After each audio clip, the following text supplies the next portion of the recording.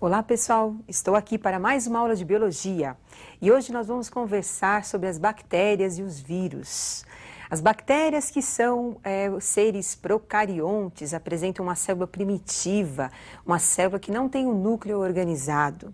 E é sobre as bactérias que nós vamos iniciar a nossa aula. Observe então a estrutura bacteriana. Então nós temos aí na estrutura bacteriana a presença da membrana esquelética da bactéria, da resistência à bactéria, também conhecida como parede celular bacteriana. Em seguida, um outro envoltório, a membrana plasmática da bactéria e a região interna celular, o hialoplasma, onde nós vamos encontrar a presença da cromatina, material genético da bactéria, e dos ribossomos, estrutura responsável pela síntese das proteínas das bactérias. Em detalhes aí o material genético da bactéria. Então nós temos o DNA e o plasmídio, que é um DNA independente. O plasmídio é utilizado pela engenharia genética para a produção da insulina humana. E os laboratórios utilizam essa molécula de DNA para a produção de várias substâncias proteicas, entre elas, como já citei, a insulina. Então, as bactérias, elas são utilizadas na produção de substâncias, como a insulina, como eu já citei, e também são utilizadas na produção do processo de fermentação dos alimentos. Bactérias, elas têm uma importância. Além de serem utilizadas comercialmente, nós vamos encontrar bactérias decompositoras, que são aquelas que realizam a reciclagem da matéria orgânica, um papel fundamental para o ecossistema. Então, quando o animal morre, quando uma planta morre, então os cadáveres, os restos desses animais, ou mesmo os órgãos que entram em decomposição, quem realiza esse processo de reciclagem da matéria são as bactérias, chamadas de bactérias decompositoras. Nós temos também as bactérias simbióticas, que realizam processos no nosso organismo, por exemplo, as bactérias intestinais, que ajudam na fixação de nutrientes e no processo de digestão. Nos ruminantes, como a vaca, a cabra, nós também vamos encontrar bactérias simbióticas ajudando no processo da digestão. Então, pessoal, bactéria é um ser vivo muito importante, porque além de participar nas indústrias e também participar no processo de reciclagem, ela é um agente etiológico de várias doenças. O que é isso? É um agente que pode causar muitas doenças, patogenias, principalmente a espécie humana. E agora nós vamos conhecer algumas formas bacterianas. Então nós temos a forma coco, uma forma esférica, como vocês estão observando. 2 cocos, então eu tenho aí um diplococcus. Depois eu tenho a forma de bacilo, a forma de vibrião e a forma de espirilo. Observem também os estafilococcus e os streptococcus.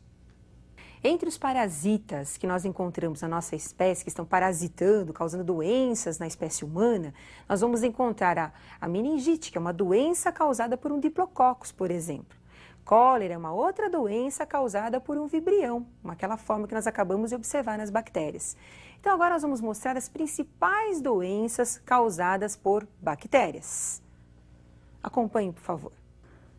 Então, doenças causadas por bactérias, nós temos lá coqueluche, tosse comprida, a difteria, tétano, febre tifoide, gonorreia e a sífilis.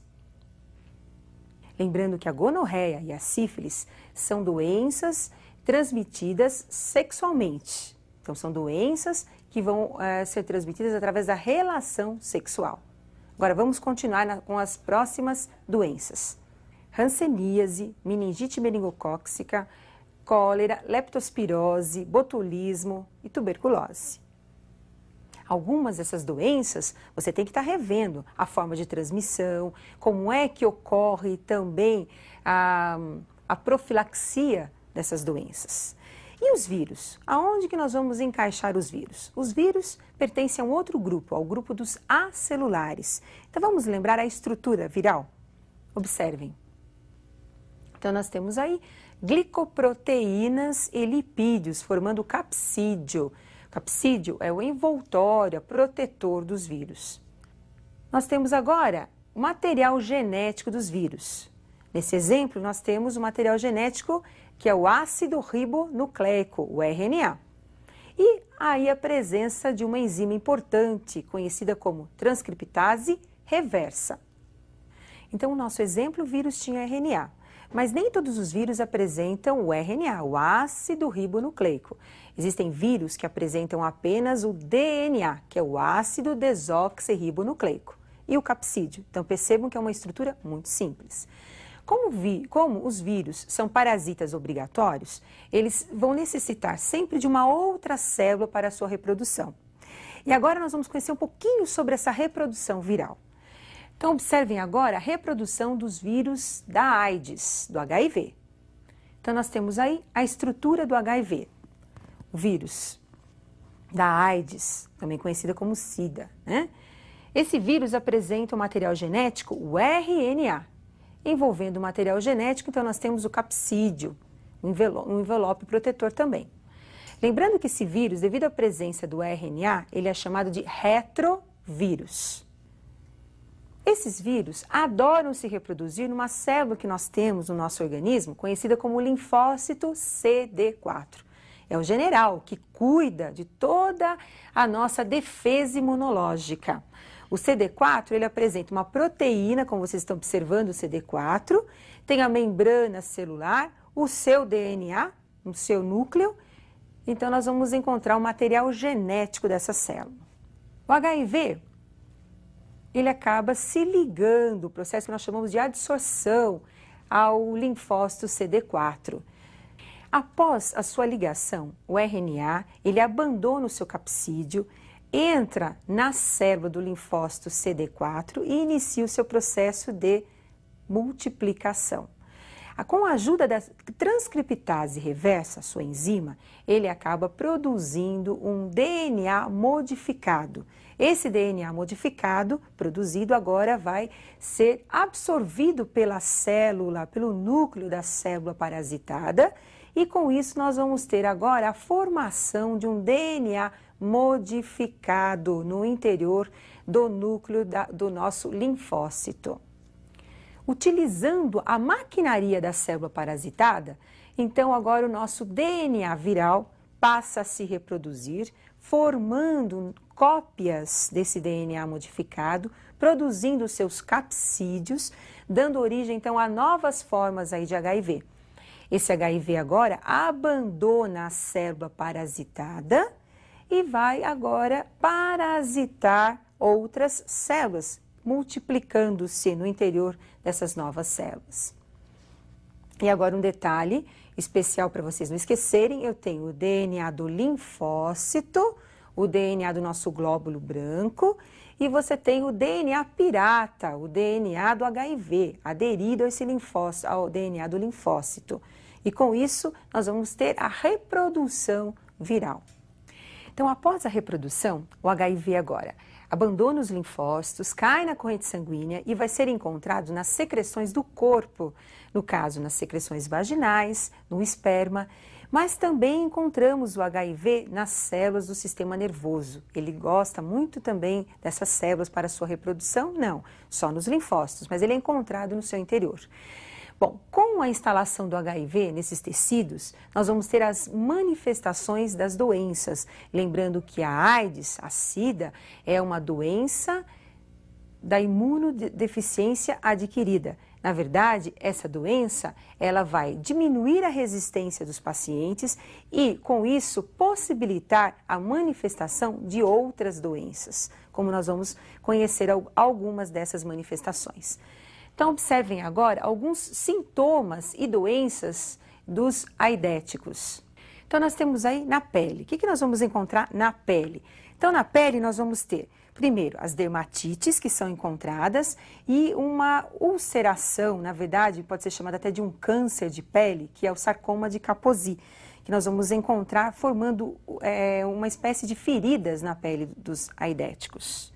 Em seguida, nós temos também manifestação de fungos, manifestações também de outros vírus, provocando, em alguns casos, também a presença de herpes, devido à queda da imunidade nesses pacientes.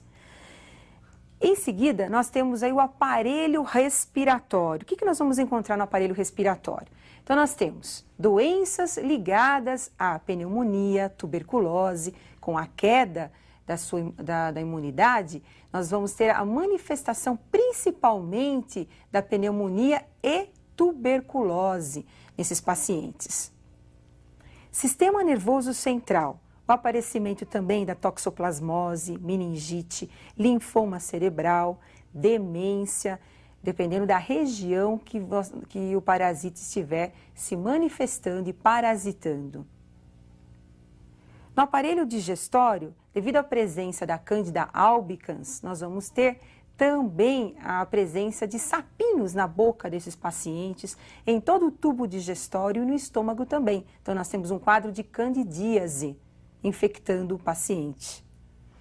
Nós temos também herpes, citomegalovírus, leucoplasias e bactérias que vão todas se encontrar no aparelho digestório. E no aparelho linfático, nós vamos ter a presença de linfomas e a manifestação também da tuberculose nesse sistema. Hoje, a droga mais utilizada no tratamento dos aidéticos é o AZT. Agora, fora a AIDS, nós temos outras doenças importantes que também são causadas por vírus. Vamos conhecer algumas dessas doenças.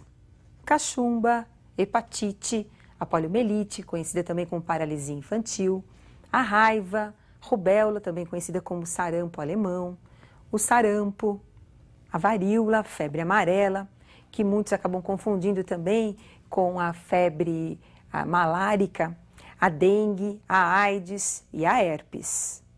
Todas essas doenças que nós acabamos de estudar, elas são importantes, mas vocês deverão aprofundar um pouquinho mais o estudo sobre essas doenças, levando em consideração o agente etiológico, que é o agente causador das doenças, as formas de transmissão dessas doenças e também os sintomas dessas doenças, que são importantes. E eu aguardo vocês para a nossa próxima aula de biologia. Até mais, pessoal!